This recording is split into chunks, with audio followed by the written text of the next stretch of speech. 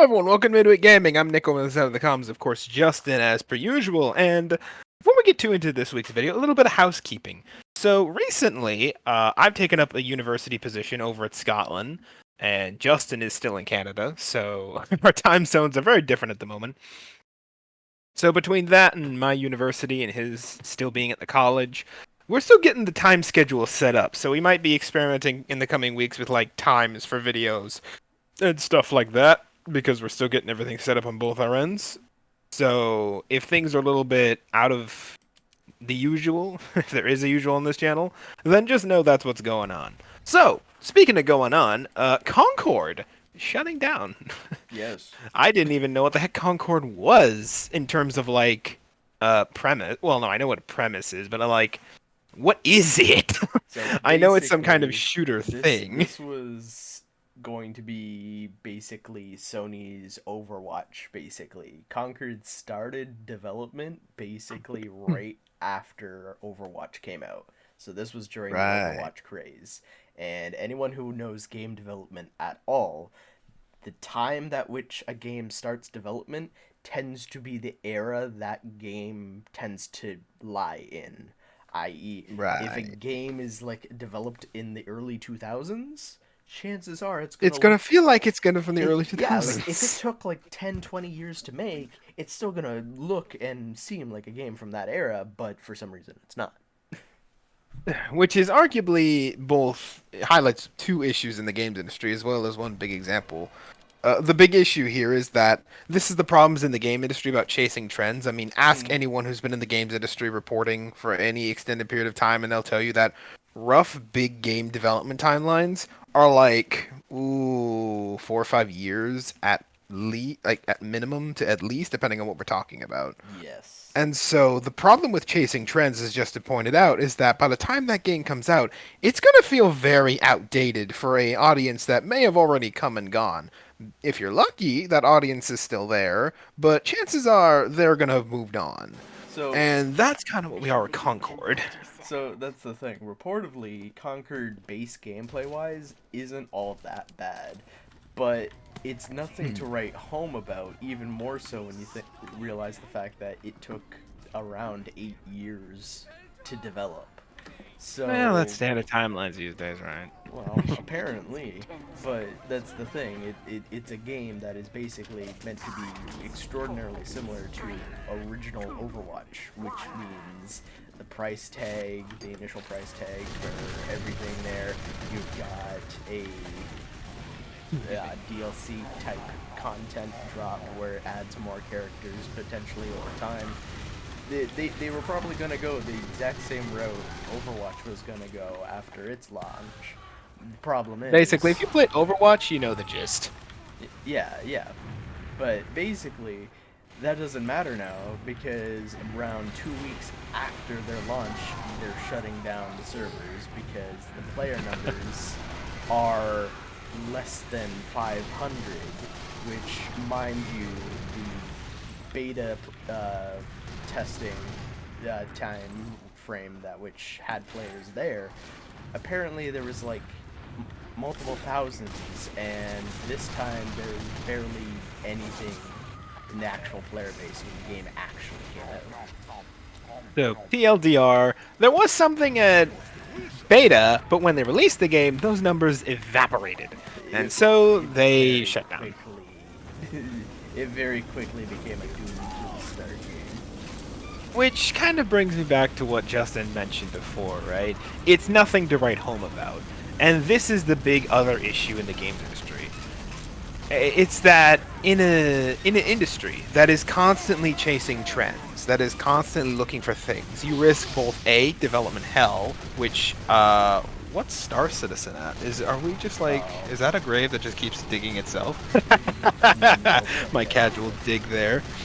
And then you have things like Duke Nukem Forever, which also suffered a massive amount of like trend chasing and development hell, and eventually just felt so out of touch with what it was trying to originally be.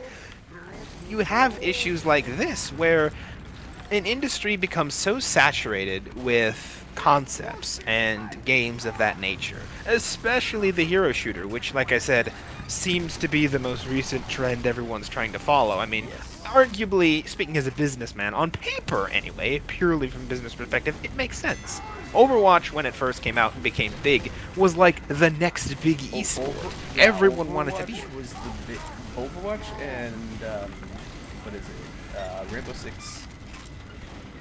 Yeah, it Was would it have been Rainbow Siege Six? for one of the other. Yeah, it was Siege. Rainbow Six or another. Overwatch and Siege came out around the same time, and both of them went and helped push the serious competitive league. Overwatch Legit. did it more because it was more cartoonish and more enjoyable for people to kind of just sit back and watch.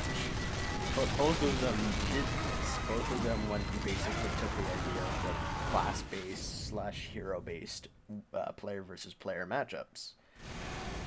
Yeah, and they also pushed the esports genre to the forefront too. Hell, I remember when Overwatch was still at its peak, I still remember the talks of them trying to integrate esports into the Olympics. I have no idea where that went, especially considering Paris the Paralympics for Paris just ended a few weeks ago. Apparently there was breakdancing, and just as quickly as it came, it's now being removed. So there's that. Yeah, which is a whole other can of worms. But back to the Concord issue. Concord is, like I said, a small fish. Well, no. It's attempting to be a big fish in a very small pond. And the problem here is that it just doesn't diversify itself enough. There are so many fish that just look exactly like it, that have taken up the rest of the pond, that when it tried to go in the water, it immediately got shot right out again. Because that's the thing in the games industry. If you do not distinguish yourself, especially in a genre as, if I might say, oversaturated as the hero shooter genre, you're just not gonna survive.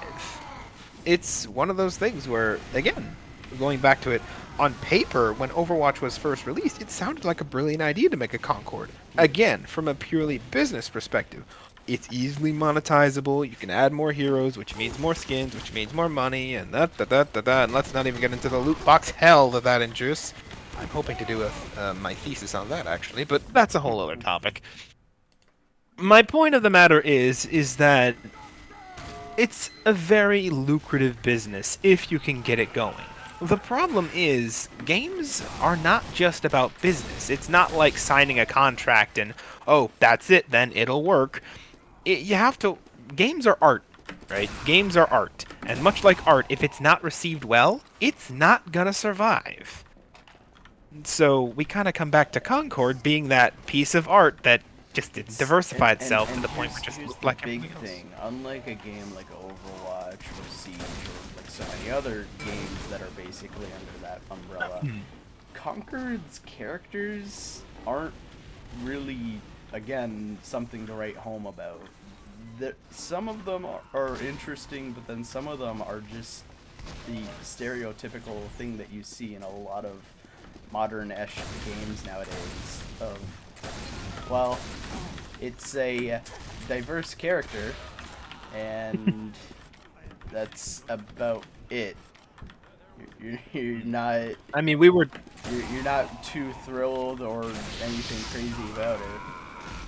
I mean, we were literally just talking about this yesterday when we were discussing the topic. You know, one of the characters in the game that's been, like, put on all the trailers and nonsense like that, which is, again, funny, because when Justin mentioned Concord got shut down, I was completely out of the loop on that one, because I'm still seeing, like, I think commercials for it to some degree here. So that's kind of funny. But back on topic, you know, we were discussing it, and basically Justin says, you know, look at this character. It's basically your stereotypical gunslinger class. It doesn't bring anything interesting to the character. It's basically just, here is a theme, wearing a new skin. Yep. That's it. And that is not going to survive in this kind of industry. Again, were this pre-Overwatch, it might have survived, but it's chasing Overwatch, not the other way around. Well, it's not only chasing Overwatch, but it's doing what so many other games are doing, which is basically setting it up so that skills can be easily transferred between one another. And it's like, okay, that works, but at some point, it no longer is going to work because it saturates people so much that they don't feel like they're doing something new anymore.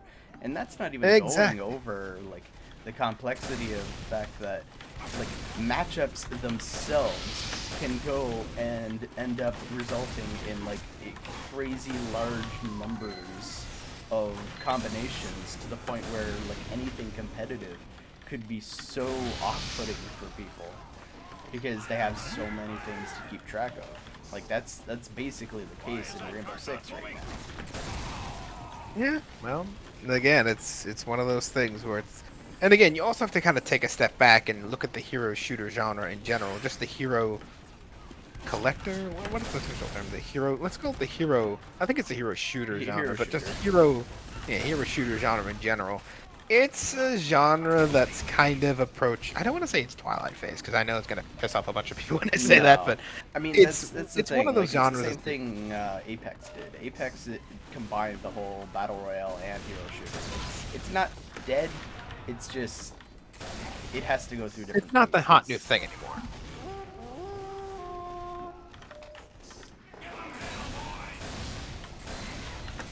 anymore. That's awkward dead air. Yeah, yeah. But But we're both expecting the other to talk. but yeah, no, like it really isn't entirely the biggest hot new thing anymore. And not only that, but overall, it felt like Concord really was just one big trend follower. Because here's another thing that came out around the time Overwatch came out: Guardians of the Galaxy. And when you start putting the two together, you start seeing that it feels like Concord might have been a game that combined both Overwatch and Guardians together. Right. Like when you look at the characters from like a thematic standpoint, right? Like it's a weird example to do, right? But I think an appropriate like inspiration versus blatant like, oh, this is the same character is kind of like, and again, forgive me for pointing this out randomly, but I think it's a good comparison. Is, you know, MiHoYo's games when they design their characters. Yeah, they stick to similar looking characters to some degree. I mean, there's almost like a running trend of a certain character that originally was named Himiko always having something of a tragic fate. But you know, at the end of the day, they're designed differently enough, and their, you know, personalities are similar, sure, but it's, you know, it's kind of like, you know, outside of those few, there's also a whole cast of like characters that are completely different. Like hell, Zenless Zone. I just saw a commercial literally earlier today. There's a girl with a shark tail who works in a maid cafe. Like that's new. But when you look at something like Concord, right? Like hell, I'm looking at an article that Justin sent me earlier when we were discussing it. Like I said yesterday, and it's the gunslinger guy. And I'm remembering what they showed him off as is in the trailers, and I see this image on my screen, and all I think is, did they just ape Star-Lord from Guardians? Like, it feels similar in terms of personality, looks, you know, everything down to a T. He's just green. So, again, it does kind of give credence to what you said, Justin, where it's like, they just aped off, you know, of Guardians to some degree. You've got the female, I think, logical-ish one. You've got the, I want to say animal companion. I'm not sure. Well, not companion. Animal creature character. I'm not sure what to describe that being. But you kind of look here and you go, this is a similar shtick, similar outfit. They're doing similar things. They've got a ship. They're, you know, you can see the plot points kind of playing out here. And sure, I won't deny they probably plan on introducing new, different characters in the future, but you definitely can see where the starting point was. I will bet you any money, like Justin said, some executive walked into the design team and said, give me Overwatch Guardians of the Galaxy. Make that happen. And that's how Concord came about. I am willing to bet a good chunk of money that was the initial thought. Like, that was probably the elevator pitch. So, again, when you see that kind of thing, it's not a surprise it didn't survive. Yeah, and that's the thing. People have been saying, like, Concord's probably going to be the example of what people shouldn't be doing.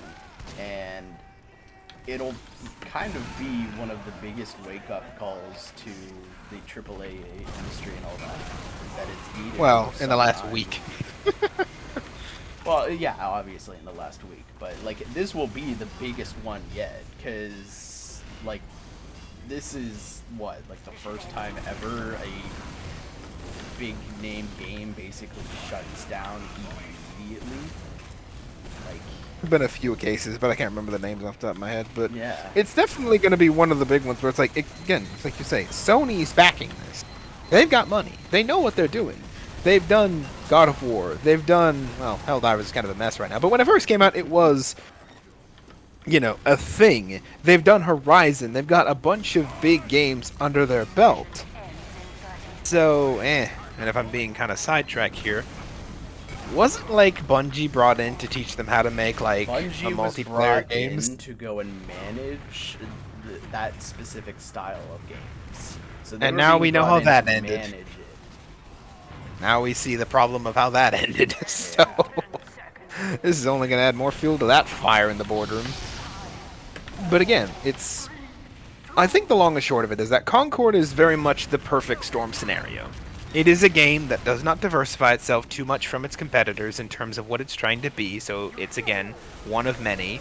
It is trend chasing, and not just trend chasing, which is again common in this industry. It's chasing arguably trends that are either dying or in their twilight, depending on who you ask. Marvel is having a massive recession right now after the whole Infinity War concluded. And the Overwatch thing, which is the other half of what we're seeing in this Concord trend, or this Concord amalgam, is also, a game type that, yeah, people still play it. Yeah, it's an established genre, but it's not exactly the hot new thing anymore, so it's not bringing the It, numbers it used to be.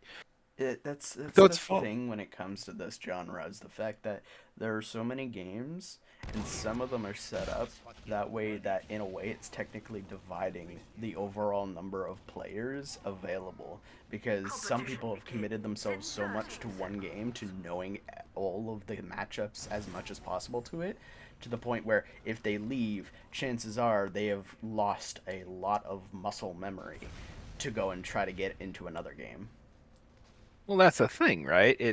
It kind of is a jumping off point to, I think, a good closing argument for this is that due to it not being something that really, inspired people to go after it. Because here's the thing, right?